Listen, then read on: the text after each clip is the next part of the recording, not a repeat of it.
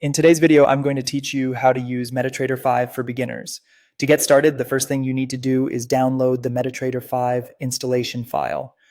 The safest options are to download it directly from your broker or from the official MetaTrader 5 download page. This helps ensure you're getting the correct version of the platform and avoids unnecessary confusion later during setup. Once the file has finished downloading, open the setup file and follow the standard installation wizard. In most cases, this is a simple process where you just confirm the prompts and let the software install. If you're completely new to trading platforms, don't worry, the installation is usually quick and straightforward. After that, open the application.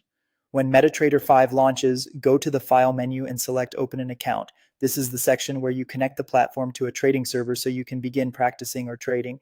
Next, type your broker's name into the search bar. If you're just learning and want a simple starting point, you can also choose the default MetaQuote server. This is especially useful for beginners who want to explore the platform without setting up a live trading environment right away.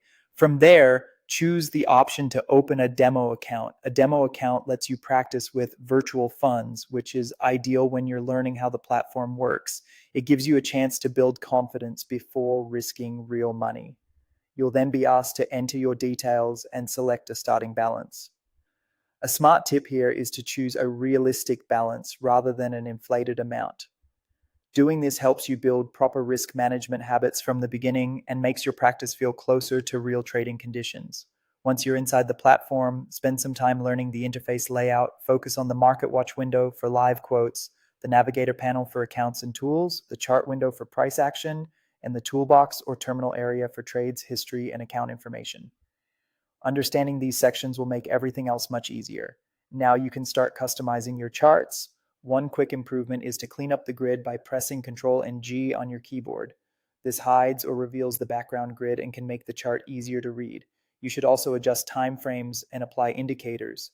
Go to Insert, then Indicators, and choose from built-in tools like Moving Averages or the Relative Strength Index, also known as RSI. These tools help you analyze market behavior more effectively. If you create a chart layout you like, right-click the chart, go to Templates, and select Save Template. This makes it easy to reuse the same setup on future charts. Finally, you're ready to move on to executing your first trade.